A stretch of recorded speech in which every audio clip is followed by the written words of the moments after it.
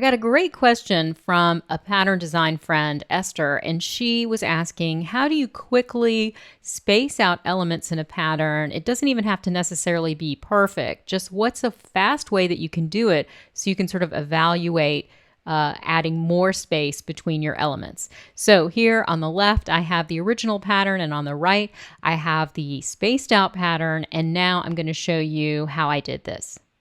The first step is to make a copy of the original pattern. So here in my swatches panel, all I'm going to do is just take this pattern swatch and drag it to the new fill icon, and then I've got a pattern copy, and then I can double click on this to open it in pattern editing mode. So that way I'll still have my original. Okay, and I'm going to zoom in a little bit here.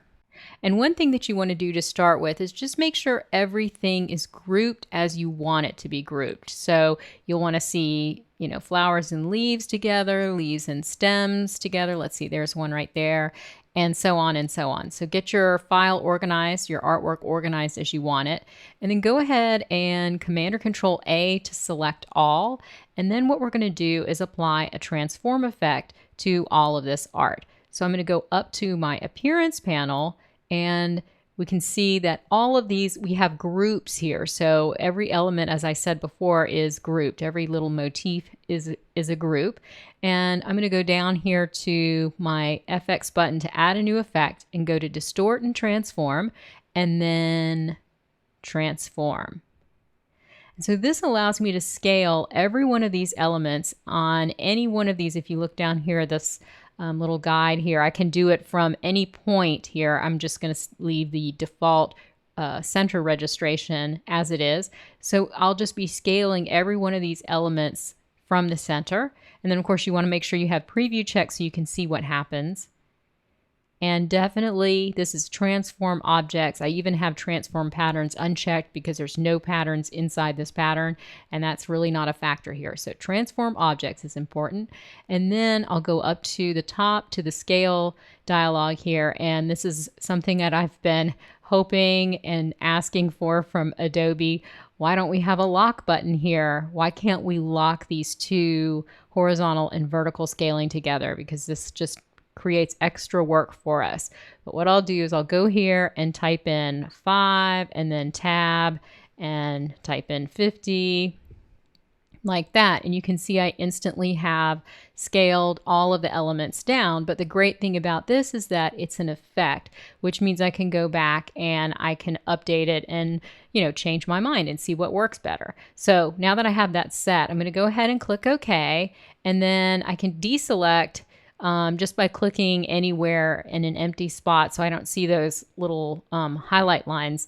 And the reason we're seeing those lines, by the way, is that because this is an effect and it's in the appearance panel, each one of these objects, you can see the highlighting outline in the bounding box is giving you the original artwork outline, and then the effect is what we're seeing, which is that reduction in size there. In fact, let me deselect again by clicking. You can even see it when you're hovering over it like this. So we're going to turn that highlighting off because it'll be easier. But first thing I want to show you is just that, when you turn this off and on in the appearance panel, you're seeing the flower get bigger and smaller. So we know that that transform effect is something that we can just turn off and on like that. But now what I want to do is get rid of this highlighting. It's easier for me to evaluate what I'm doing without that. So I'll go up to the View menu and down to Hide Edges. It's really important to remember to turn that back on later because it sometimes is confusing when you've done that. But this is all good. So we're going to leave this like this, and that way we're able to sort of come in here and move things around and not have to see all of that edge highlighting. And if you really want to, you can also do the same thing in that same menu, Hide and Show the bounding box, which is right here. I'm going to leave this as is. So now what this means is that I can, if I've moved elements around and I've decided, I think these need to be a little bit bigger, then I can go Command or Control A to select all. Go back to my appearance panel. Here's that transform effect.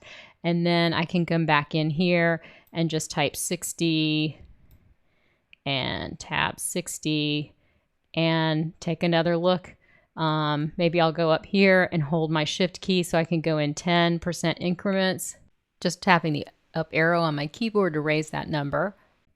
Of course, this would be a lot better if I didn't have to go and do this individually by horizontal and vertical, but there we have it. So yeah, it's really easy to kind of come in here and just see what scaling you like. And then when they're matched like this, you can click OK. And of course, you don't have to do these all together. So I'll deselect and maybe I'll just, let's see, where are my leaves here?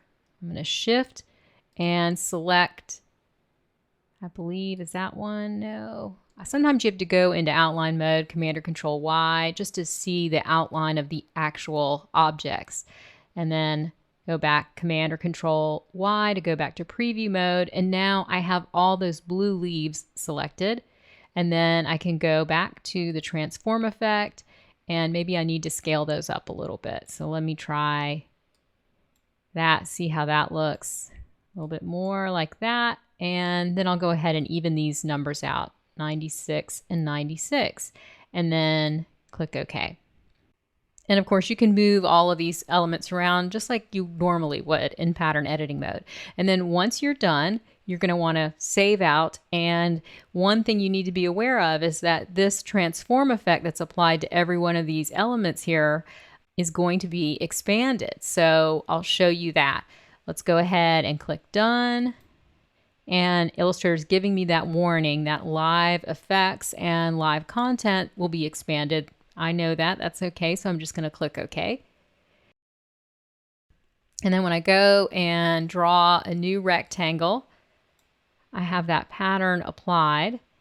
Now it's a little larger than the original scaling. If I click on this again to reapply it to the rectangle, you'll see it gets smaller like this. You can even apply a transform effect to this pattern fill to change the scaling of it so that you'll see everything larger or smaller. The way that you would do that is just to come here in the appearance panel once again with this rectangle selected, and I just click in an empty space here to apply it to the whole path. You can also apply it individually to the fill if you want. And then here we go, distort and transform, transform, and here we can scale the pattern inside of this shape, but you want to, in this case, uncheck object so we're not making the rectangle bigger, and make sure that transform patterns is what's checked, and that way you still have your spaced out pattern, but you're able to see it at a different scale. So that's one way to do that. Let's see, I'll go ahead and leave that as is with the transform effect applied to it, but let's take a look at our actual pattern fill swatch art. So I'm going back to my swatches panel. This is our newly spaced out pattern. I'm just going to drag this art to the artboard so that I can see now what I have here and compare it to the original. So let me go to the original and bring that out here. And so now what we're doing is we're just looking at the expanded art. And in the case of this pattern here, if I ungroup everything, just Command or Control Shift G, until I see that everything is sort of ungrouped here. Some of these elements look like they're grouped, so you might just need to go ahead and do a few levels of ungrouping. Command Shift G, just to see. And again, I'll go back and fix my view here. So View, and then Show Edges. So things look normal now when I select them. Looks like I ungrouped so far that I actually ungrouped all of these elements here. They're no longer grouped. So let me go undo, and let's see if these are grouped. Okay, so the point that I'm trying to make here is that now that I have these individual elements, I've got one selected here, and inside the appearance panel, you can see there's no more transform effect. So this is just showing you that that transform effect was expanded when we left pattern editing mode, and it's showing up here in the art that we just got out of the pattern fill. So hopefully that makes sense. Side by side, you can see a big difference here. And if you need to go ahead and resize this in a different way, you can always go back and re-edit this pattern fill swatch. All right, so I hope this has been helpful, and keep those questions coming. My name is Laura Coyle. I'm an illustrator and Adobe Illustrator instructor, and I teach courses on Teachable. So please check out my website in the description for this video, and be sure to subscribe to my YouTube channel, and you'll know the moment my next tutorial comes out. Thanks for watching.